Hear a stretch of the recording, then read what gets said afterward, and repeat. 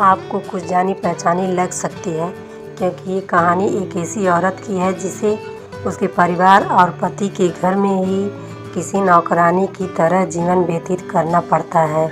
जानी पहचानी इसलिए क्योंकि हमारे देश में यही कहानी हर दूसरी महिला की है, इसलिए एक बार इस कहानी को पूरा पढ़ें। पूरे 4 साल बाद हेमंत कनाडा से लौटा था। कनाडा में एक ब्यूटी प्रोडक्ट बनाने वाली कंपनी के लिए हेमंत काम करता था।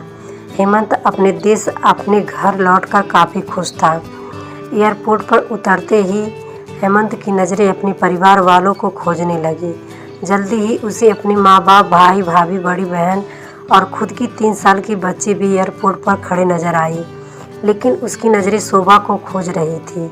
वो सोचने लगा, ये शोभा मुझसे मिलने क्यों नहीं आई, और ऊपर से उसने हमारी छोटी सी बच्ची को भी यहाँ भेज दिया।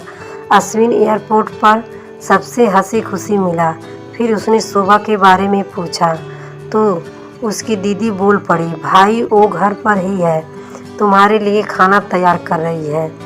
वह तो आज ही तुम्हारे आने की खुशी में काम करने लगी है, वरना वो कोई काम करती कहाँ है। अश्विन ने अपनी बेटी को प्यार से उठा लिया, लेकिन उसकी बेटी उसे देखकर रोने लगी। लाओ मुझे दो, बच्ची को यह तुम्हें काफ़ी दिनों बाद देख रही है ना, इसलिए पहचान नहीं पा रही होगी। कहते हुए दीदी ने बच्ची को अपने पास ले लिया। सभी टैक्सी में बैठकर अपने घर की तरफ रवाना हुए। अश्विन अपने परिवार से मिलकर खुश था, लेकिन ये बात कि शोभा उसे एयरपोर्ट पर मिलने नहीं आई उसे काफ़ी परेशान कर रही थी। वो सोचने लगा, क्या खाना बनाना इतना ज़रूरी था, मुझसे मिलने से भी ज़्यादा, और वो भी तब जब मैं 4 साल बाद वापस आया हूँ। इन्हीं ख्यालों में घर तक का आधा रास्ता बीत गया। अब उसकी बच्ची उसे देखकर रो नहीं रही थी, इसलिए अश्विन उसके साथ खेलने लगा। बाकी आधा रास्ता भी खत्म हुआ और सब घर पहुंच गए। गाड़ी की आवाज़ सुन शोभा बालकनी में आकर खड़ी हो गई और अश्विन की तरफ देखने लगी। अश्विन भी जैसे ही गाड़ी से उतरा, उसने पहले दरवाजे की तरफ और बाद में बालकनी की तरफ नजरें घुमाई, जैसे वह शोभा को ही देखना चाहता हो। अश्विन से नज़रें मिलते ही शोभा के चेहरे पर मुस्कान झलक पड़ी। अश्विन भी उसे देखकर हल्के से मुस्कुरा दिया। सभी घर के अंदर गए। शोभा सबके लिए पानी लेकर आई और सभी को पानी देने के बाद फिर से किचन में चली गई चाय बनाने के लिए। थोड़ी देर तक सभी परिवार वालों से बातें करने के बाद अश्विन शोभा को बुलाने लगा। माँ ने उसे बीच में टोकते हुए कहा, रहने दो उसे किचन में, थोड़ा काम कर लेने दो, बाद में अपने आप आ जाएगी। तुम बैठो यहाँ मेरे पास, वैसे भी कहाँ ज़्यादा काम करती है वह। अश्विन यही बात दूसरी बार शोभा के बारे में सुन रहा था। अब उसने सोचा कि मेरे परिवार वाले झूठ नहीं बोलेंगे, रोज़ काम नहीं करती हो सकता है आज कुछ ज़्यादा काम होगा, करने देते हैं, मैं बाद में उससे बात कर लूँगा। अश्विन अपने परिवार वालों से बातचीत में मगन हो गया। एक के बाद एक रिश्तेदार और पड़ोसी अश्विन को मिलने आते रहे और शोभा को किचन से बाहर निकलने का समय ही नहीं मिला। सभी के लिए चाय बनाना, नाश्ता बनाना, यही करते करते शाम हो गई। शाम होते ही अकेली शोभा इस बड़े से परिवार का खाना बनाने में जुट गई। 2 घंटे बाद सभी परिवार वालों को खाना खाने के लिए डाइनिंग टेबल पर बैठे थे, सिवा शोभा के। अश्विन चाहता था कि शोभा भी उसके साथ बैठकर खाना खाए, लेकिन फिर माँ ने कहा, अगर वह भी खाना खाने बैठ जाएगी तो सबको परोसेगा कौन। सभी के खाना खाने के बाद शोभा ने अकेले खाना खाया। रात को सोने के वक्त अश्विन और शोभा अच्छे से मिल पाए। अश्विन शोभा के साथ काफ़ी बातें करना चाहता था, लेकिन वह उसके चेहरे पर थकान और नींद अच्छे से देख सकता था, इसलिए उसने शोभा को परेशान न करने का फैसला किया और उसे सोने दिया। शोभा सोने ही वाली थी कि उसकी छोटी बच्ची रोने लगी, तो शोभा तुरंत उठकर उसे दूध पिलाने के लिए चली गई। अश्विन अब सो गया, उसे पता ही नहीं चला। जब सुबह बच्ची की रोने की आवाज़ आने लगे तो अश्विन उठा और शोभा को पुकारने लगा। अब जब शोभा पास नहीं दिखी तो उसने बच्ची को चुप कराया और फिर से सुला दिया। अश्विन बाद में शोभा को देखने लगा तो शोभा उसे फिर से किचन में मिली, जो सुबह सुबह ही जल्दी उठकर घरवालों के चाय नाश्ते की तैयारी में लग गई थी। अब अश्विन सोचने लगा, माँ और दीदी तो कहती थी कि शोभा ज़्यादा काम नहीं करती, लेकिन जो मैं देख रहा हूँ वो तो कुछ और ही है।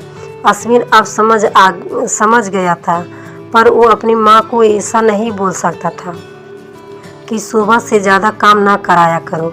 इसलिए अब उसने खुद ही शोभा की मदद करना शुरू कर दिया था। अश्विन के हाथ बटाने से शोभा को थोड़ा अच्छा लगने लगा था। पहले अश्विन का ऐसा व्यवहार घर वालों को खटकने लगा। घर के सभी बड़ों और उसकी दीदी ने मिलकर अश्विन को समझाया, तुम अपनी बीवी की मदद करते हो, उससे हमें कोई ऐतराज़ नहीं है, लेकिन तुम्हें भी एक हद तक ही ऐसा करना चाहिए। जब तक कोई तुम्हें ऐसा करता ना देख रहा हो तब तक सब ठीक है, लेकिन जब कोई तुम्हें बीवी के होते हुए बर्तन धोते देखे तो वो अच्छा थोड़ी ही लगता है। और सोचो, आगे चलकर शोभा को तुम्हारी हेल्प की आदत पड़ गई तो तुम्हारा अपना काम में ध्यान लगाना मुश्किल हो जाएगा। अश्विन हमेशा से ही अपने परिवार वालों की बात मानता आया था। जिस तरह से सबने अश्विन को समझाया था, अश्विन भी उनकी बातों में आ गया। अब अश्विन शोभा की मदद करने से भी कतराता था। सभी कहकर कभी कभार वह बच्ची के लिए दूध गर्म कर लिया करता, उससे ज़्यादा कुछ नहीं।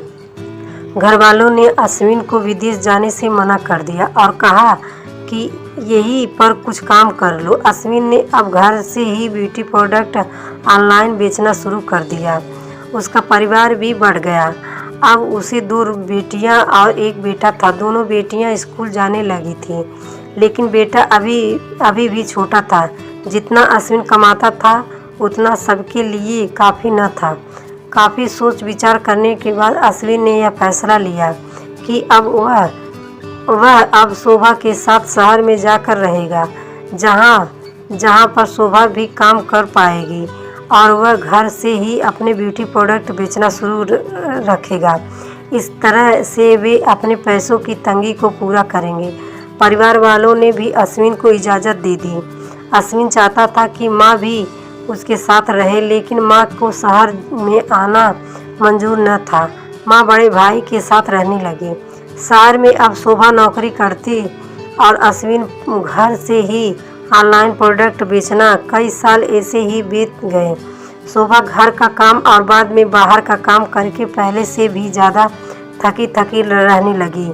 परिवार वालों की अश्विन के दिमाग में डाली बातें अभी भी उस पर असर करती थी। वह यहाँ पर भी शोभा का हाथ ना बटाया करता। अश्विन अब दिन रात अपने प्रोडक्ट बेचने में ही मसरूफ़ रहता। कभी कभी शोभा उससे कहती कि मुझे अच्छा नहीं महसूस हो रहा है, मुझे डॉक्टर के पास ले चलो। वो हाँ कह देता, लेकिन अपने काम में इतना खो जाता कि कभी उसको डॉक्टर के पास ले ही नहीं जाता। शोभा तो बीमार थी, लेकिन एक बार अश्विन बहुत ज़्यादा बीमार हो गया। इतना बीमार हो गया कि उसे अस्पताल में भर्ती करवाना पड़ा। अस्पताल में अश्विन के पास सिर्फ शोभा थी और कोई नहीं। इतना बीमार होने के बाद भी उसके परिवार वाले सिर्फ उससे मिलकर वापस अपने घर चले गए थे। उसका सहारा बनने के लिए, उसकी तकलीफ़ बांटने के लिए कोई भी उसके साथ नहीं था। बिस्तर पर पड़े और शारीरिक तकलीफ़ से गुजर रहे अश्विन को अपनों का ऐसा व्यवहार बहुत तकलीफ़ दे रहा था। फिर वह सोचता कि उसने भी तो शोभा के साथ ज़िंदगी भर यही किया है। क्या वो शोभा का जीवन साथी सिर्फ नाम का ही है?